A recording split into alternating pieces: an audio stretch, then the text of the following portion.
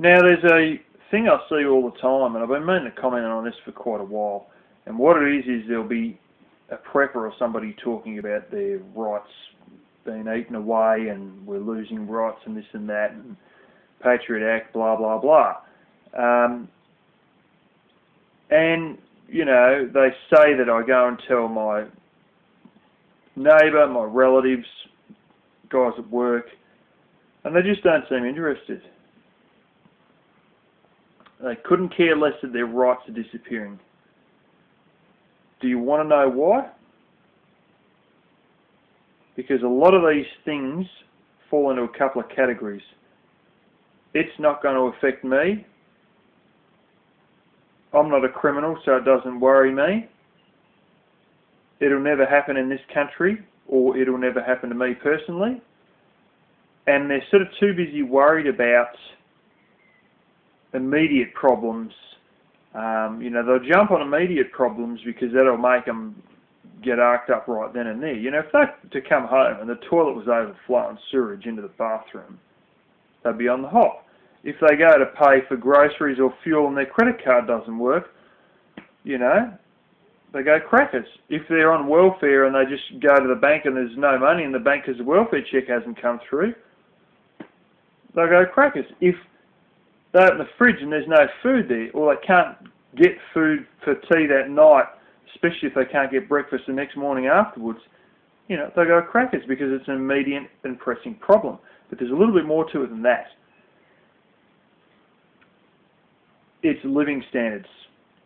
And we see it here in China and stuff like that, and I see it a whole lot in the West. People put living standards well above rights and freedoms. Way above it. Now that brings me to another little subject. I saw the results of a survey done in the United States, and this shows how there are quite a number of people in the States who believe that immigrants are there for rights and freedoms. But the immigrants don't feel the same way, and we come to learn this in Australia too.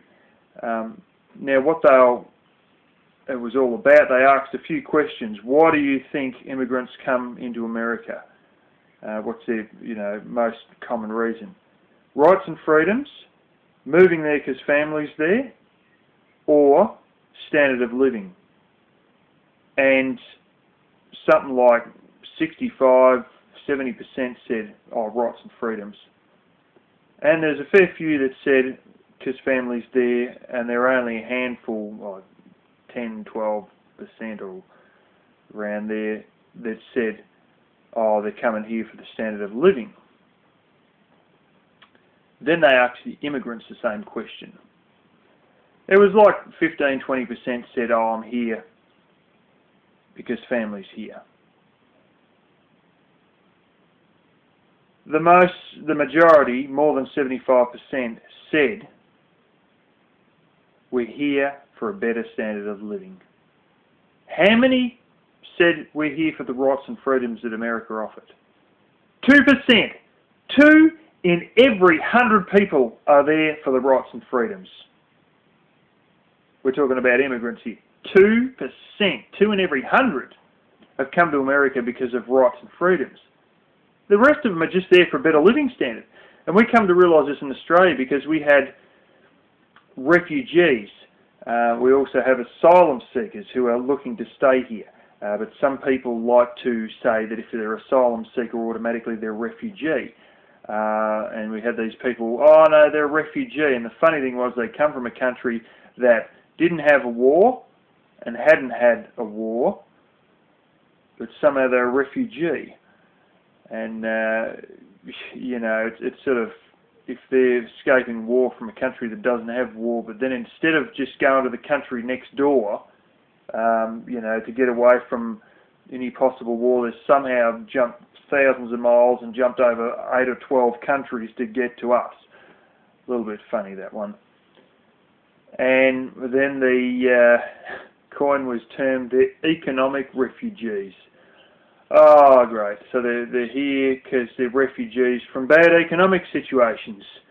Well, you know, give it another 15, 20 years and then we'll see who's been the refugee for economic situations. I'll be moving over there. You know, and if we're talking about economic refugees, how come we haven't got a whole heap of Americans from the South turning up here, you know? Other people who, you know, from countries in Europe turning up here as economic refugees.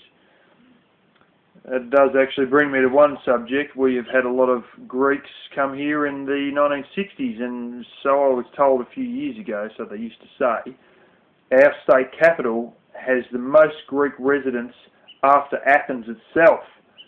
And during the riots in Greece and all the financial troubles there, particularly during the riots, they were talking about bringing a whole heap more Greeks in to Australia, and the government ended up deciding against it.